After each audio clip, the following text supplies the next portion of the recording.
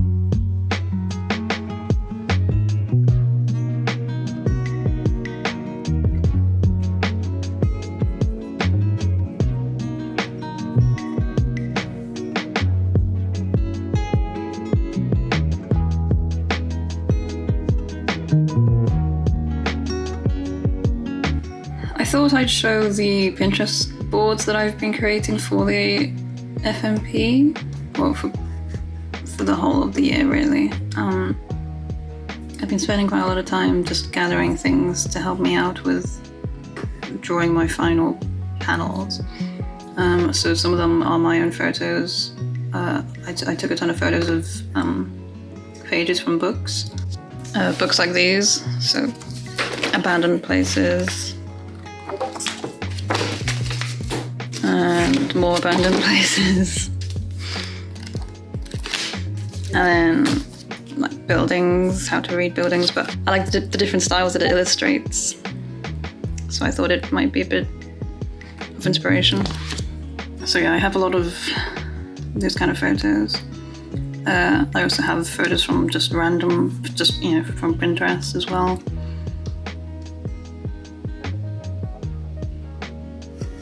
I have some pins of this sort of style that I might want my panels to look like.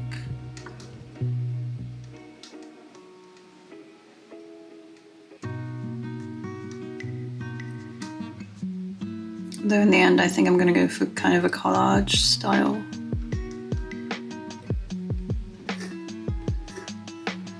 And then I made sections for each aspect of the chapter that I've written so far. So there's some things for the forest, just like aerial views and types of greenery.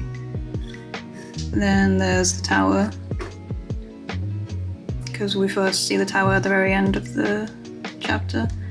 So just looking at different styles, although trying to stay within like the medieval / Tudor period.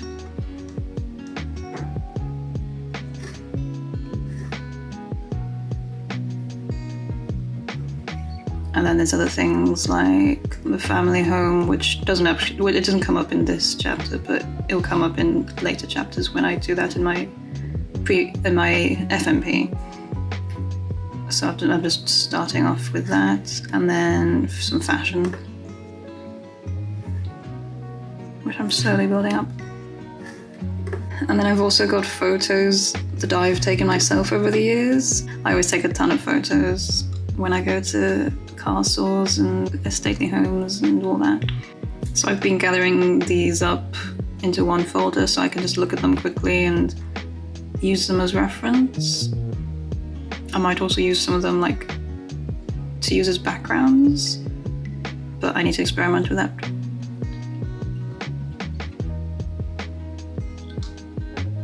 I've already started using some of my photos to use for references to make panels, so I collected a few of my own photos that I like the composition of to create the panel that I'm working on, and then I kind of just mushed it all together to make a scene. I quite like how it turned out. I'm still not sure what the style's going to be, but it'll probably, as I said, be like collage using traditional media like inks and watercolors, as well as like adding on some digital line work, and I might also use photos.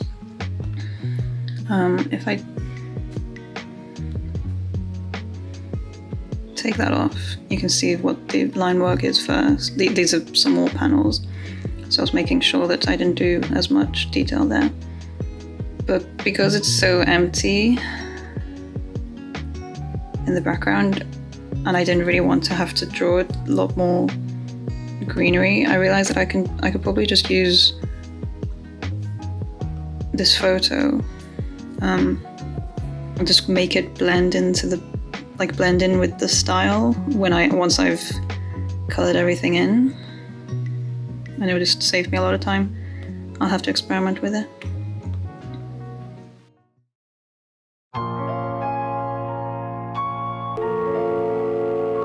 This is a Tricky Beat production.